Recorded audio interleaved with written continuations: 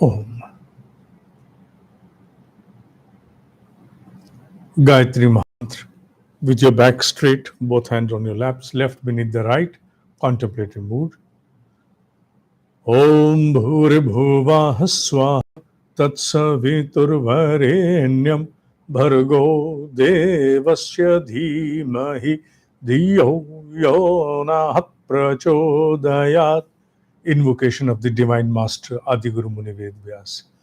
Guru Brahma, Guru Vishnu, Guru Deva Maheshwara, Guru Deva Sakshat Parabrahma, Tasmai Shri Guruve Namah, Akhanda Mandalakaram, Vyaptam Yena Characharam, Tatpadam Darshitam Yena, Tasmai Shri Guruve Namah, Om Shri Guruve Namah, Vyasarupena Avahayami, Sthapyami, Dhyayami, Pujyami, Tato Namaskaram, Karomi. Shrimed Bhagavad Gita, chapter number 9, verse number 10. Before we come down on the words of the shloka, it is necessary to give it a small preface which shall be able to connect us with the spirit of that particular verse. There are few queries that crop into any mind which is thoughtful. We keep coming across a reiteration in our scriptures pertaining to ancient Indian wisdom that the supreme consciousness, a mention comes through the learned ones, the exalted ones. It is an akarta, a non-doer, does not do anything. It's beyond any act. It's neither a doer and nor fructifies any kind of fruit or outcome. So he is a non-doer, akarta. On the other hand, we also come across mention, and that too in Bhagavad Gita, as it has been brought to our notices in the previous verses. He is a non-doer, but at the same time, a mention comes that the entire existence owes its creation to him. Both the aspects are contradictory and conflicting ones. Either you do something and you acknowledge, and if you make a pronouncement that I have done nothing, I don't do anything, I'm a non-doer, that's how I am. And at the same time, you yourself make a mention, and at times in the first line, the mention is I don't do anything, and in the second line is I don't do anything. This creation is only, I don't do anything, and this creation owes its existence to me. These conflicting, contradictory statements create a lot of confusion into any ordinary mind which shall merely confine the understanding to the language and expression which is confined within the words mentioned. And that confusion is natural, because we, the confined and belittled beings, why do I mention confined and belittled? At the end of our senses, at the end of our understanding, not at the end of our own spark that we have in the form of a tiny God, not at that end, but at the end of our constrained and confined and belittled senses, which can be easily deceived by certain motion machines. We are belittled in the terms of sight, smell, sound, touch, at many things. You very well understand. And so does the comprehension, which is totally and exclusively dependent upon the inputs of information gathered through these senses.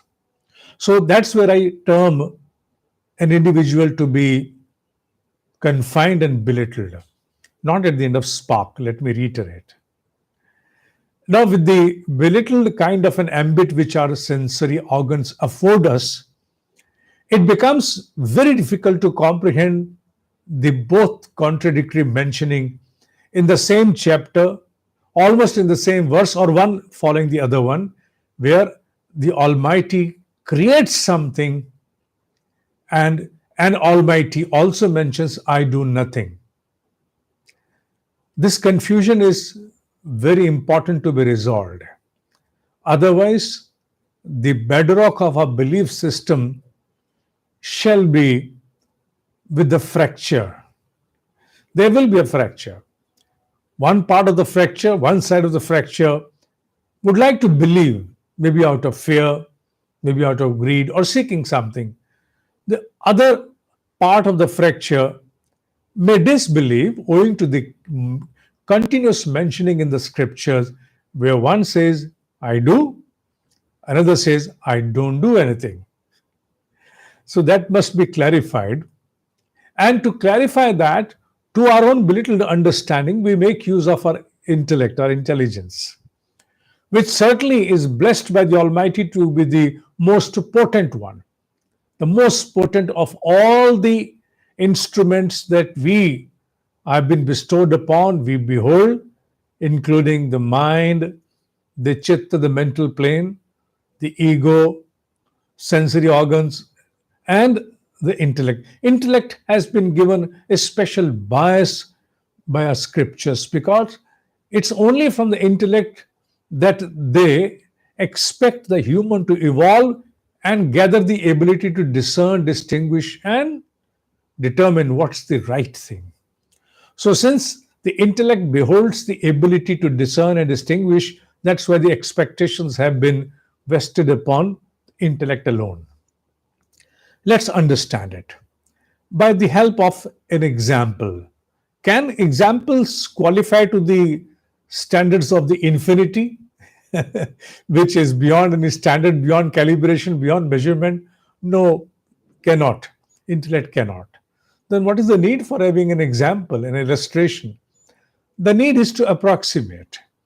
Although the examples that we give ourselves to understand and comprehend the meaning of these conflicting mentions, yet we understand that they have a limitation which the Supreme Consciousness shall have none, whereas the examples will always be confined. But yet, the examples facilitate our understanding to scale up to a distance where we can at least say that yes, to an extent we acknowledge the fact. These are not conflicting statements, they are natural in such a case, such a scenario, such an event. So, what is the example? We invoke the example of the sun, S-U-N, sun, once again. As we understand, sun, like the sun, when we talk about the example, you merely have to gather the input and direct your own understanding towards the Supreme Consciousness. The sun, what does it accomplish throughout the day or since the times unknown? It merely tries to enliven, try to live, try to cherish its own existence. And its existence is the way it is effulgent, the way it is with that sparkle which it has. Does it come down directly to interfere anywhere within its own family, its own solar system? No. It remains where it is. So, in a way, does he directly intervene or act or get involved into any act? The sun? Yes, no. It does not directly involve into any act. Okay. Then what does it do? It just remains the way it is. With its unfathomable effulgence, it shines. That's it. Nothing more. Okay. Do we have any relationship with the sun? Yes, we depend upon that. Our existence exclusively depends upon the sun. It's only because of the sunlight that we have the life possible on this planet. Everything intact, beheld together is because possible of the sun, only of the sun. Okay. So there are two things which must be very well clarified in order to understand what Supreme Consciousness wants to mention through the verses. And that is, the sun accomplishes nothing except that it lives, it sustains itself. That's it, nothing more than that. It is just there. It is just there with its own effulgence, doing nothing, intervening into nothing, not getting involved into any other act, just marking its presence. If I say sit down and you sit down and you're just sitting, you're just there. Do nothing and you're doing nothing, you're just there. It's just like that. Sun is there, right into the space, doing something? No, just present. Just present, doing nothing. Yet, everything happening just because of it being there. Well, how is it happening? Because of its sun rays. The rays emanate, and those rays are potent enough to come, nurture, and enable different kind of processes possible upon this planet. Ultimately, to conclude, the life is possible because of the sun on the planet. Okay, now we understand two aspects. Sun is present, just present, does not get involved into any kind of an activity, does not intervene, does not entangle, just it remains there the way it was, the way it is, and the way it shall be forever. Now, it does nothing, yet everything is happening just because it is there. And the intermediary force which enables everything happen, transpire through it, yet not directly intervening, is its sunlight.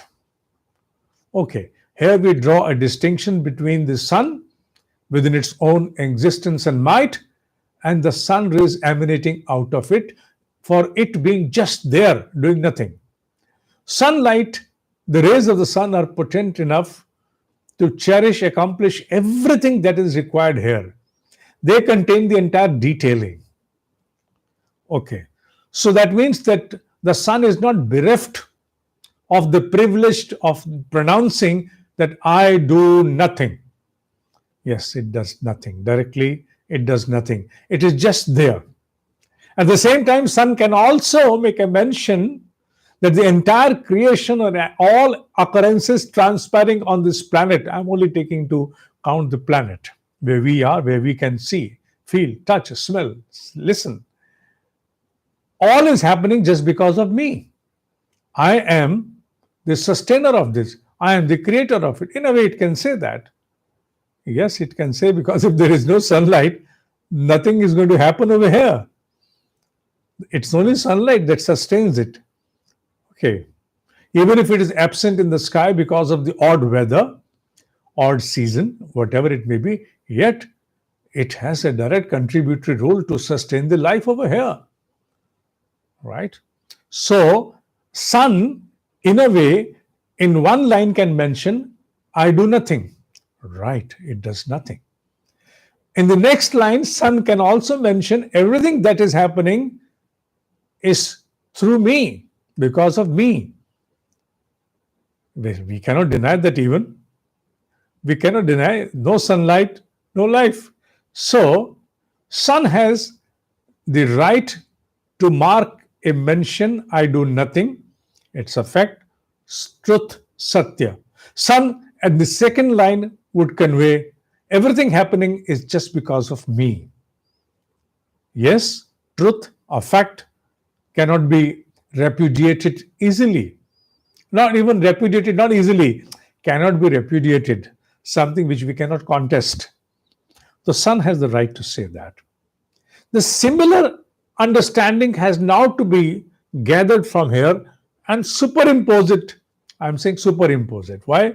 See, everything is happening within you and me at the end of the intellect, isn't it?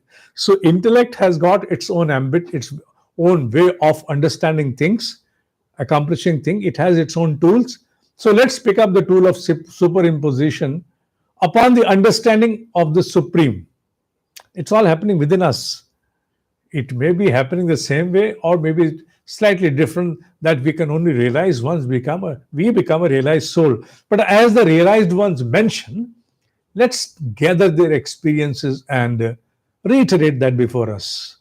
And as they mention, and as we now try to contemplate within ourselves, we superimpose the example of the sun and its sunlight, sun claiming to be a non-doer, and yet in the second line conveying that it's all happening because of me. Let it be superimposed upon the understanding of this supreme consciousness. Supreme consciousness has all right to convey. It doesn't convey, but for the sake of understanding, I'm using these words. It has all rights to convey that I am a non-doer, akarta, nirlipt. I do not indulge. I am a non-doer. And at the same time, because of it, the entire Prakriti, nature, Maya, its delusory powers, they come and conspire all the entire mechanism of this creation, where we have the animate and inanimate transpire. All animate and inanimate owe their existence to what? Supreme consciousness. Consciousness. They all owe their existence to consciousness. No consciousness, no animate, no inanimate. So behind the veil, all the threads are vested into the consciousness. And yet, consciousness has the right to claim and to mention, I am a non-doer. I don't do anything. This example, as I have superimposed upon supreme consciousness drawn from the sun and its sunlight, befits to a certain extent to the intellect. Because here we can comprehend to certain extent that yes, the Almighty has the right to mention itself as a non-doer, not getting engaged, indulged into any act. At the same time, it is vested with all right and might to make a mention that all occurrences transpire just because of it and it alone. Nothing wrong in that. Now the beatitude lies in the, let us pick up a common word from a language, because language has been chosen as the mode of expression, because we don't know other forms of expression, the silent one, the most esoteric one. So we are using the language, the gross mode. And gross mode with its own limitation has to be deployed. Now, understanding the same thing, we have certain questions which keep coming up in the mind, that the moment we say that the sun is a non-doer, and it's also trying to accomplish through its sun rays, why is it doing so? What is the purpose of it trying to accomplish all this occurrences? Well, this question cannot be answered. This is a reiteration which I've been giving in most of the classes. Whenever time comes, I do mention we have a resolve to all the questions that keep cropping up, how everything is happening. Why it all started at the end of the Almighty, nobody can answer. And this question has not been able to resolve since the times unknown, even by the most exalted ones in the ancient times. So this question alone cannot be answered. Leave aside, all other details can be certainly resolved and could be easily understood as well and experienced as well. I don't know about those who have undergone total dissolution, whether they have the answer or not. Nobody knows, nor we find any mention. We just know that at one time there came a resolve in his mind, I must multiply. Eko ham bahusyami. Whether it dawned into him or not dawned into it, him or it is the right word. It would be the right assignage to give. We don't know. This is how we ultimately try to convince our own understanding, the hunting understanding, which will never be able to find an answer that, okay, this is how it happens. Like making a child, soothe a child quest, how the baby is born. So we say a fairy comes, she manifests, and then she offers the child into the lap of the mother. That's how the babies are born. But that's not the way, but we convey it. There, in that case of a human, we know how after act of procreation, the child is born. But here, we humans and even the exalted ones probably neither have conveyed it to us, nor probably there is any mention in the scripture. They would be knowing it or not, they better know, because those who have undergone total dissolution are no more there to make any mark or mention. So, having said though, we resolve the conflict of the pronouncement in the verse which conveys, I am a non-doer, I do nothing, and at the same time, all is happening just because of me. So in a way, this existence owes its entity to me. Everything around the creation is just because of me. Both get resolved. Apparently conflicting, contradictory, but once we take a step back, we understand what it wants to convey. Why is it necessary for us to come across such kind of a understanding? Does it directly contribute to the activities of our life? Does it in any way enhance the levels of our productivity or the qualitative aspects of productivity of our productivity? Not directly, but yes, indirectly, yes. The surrounds of our mind, I'm using a word which may appear to be slightly different. The surrounds of our mind, which means our mental environment within our own mind. All our decisions are an outcome of the kind of background of understanding that we behold. And with the given opportunity to absorb and assimilate this kind of a light from the ancient Indian wisdom, it gives us an expansive realm within our own self, EXPA, realm within our own self, where we, while determining our priorities, would certainly try to evade certain aspects which are not that important, and we can afford to be a bit soft upon them so that the most important can be cherished.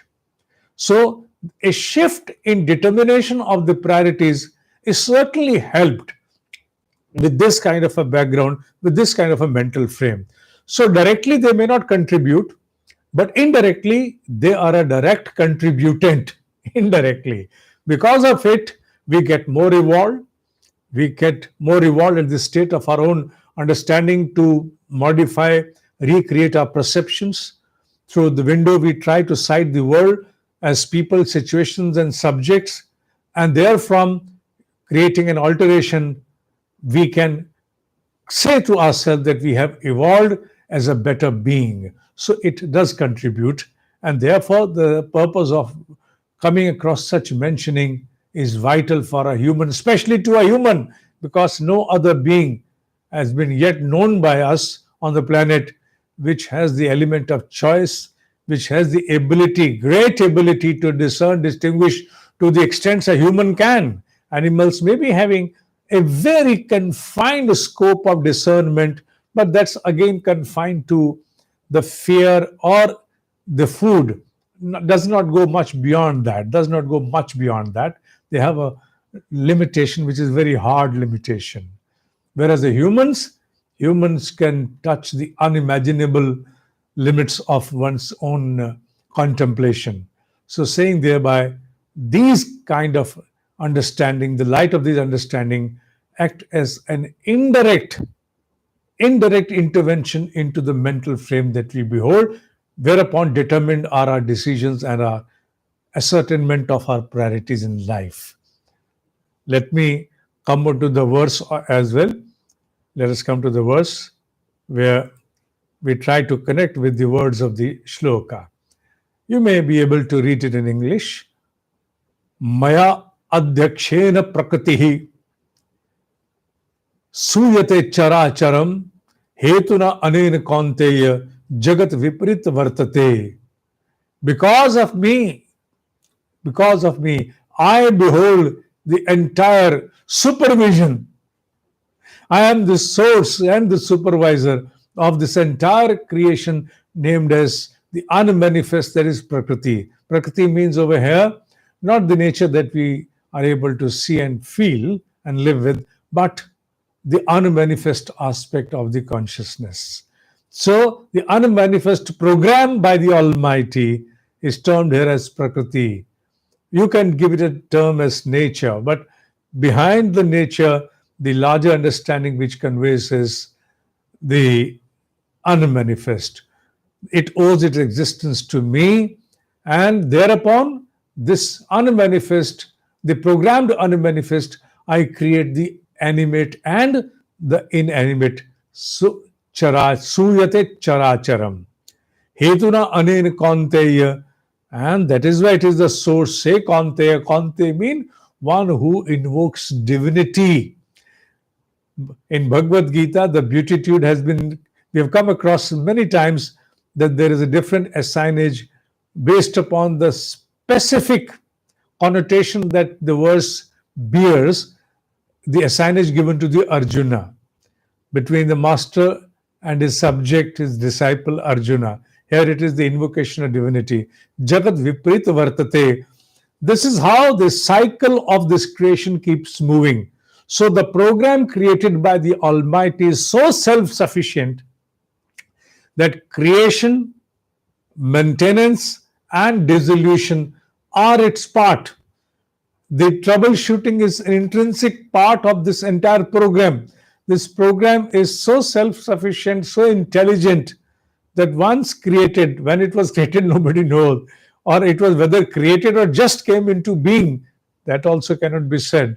But whatever it is so self-potent and sufficient enough, needs no interference of the Almighty. It beholds any and everything that is required to accomplish for the manifestations. Manifestations mean not only the planet, but even the unseen dimensions. The existence cannot be confined to the tangible world. What about the unseen? Like the forces like heat, electricity, gravity, etc. Even the unseen dimensions, they owe their existence to the same program which has been created under the blissful realms of the Almighty. Having said that, we conclude upon to the verse today, and more to come in the next class of Bhagavad Gita, held every second and last Sunday of the month, 7:30 in Hindi and 9 a.m. in English. Till then, Om Hi Satya Hai. Om Hi Satya Hai. Om Hi Satya Hai.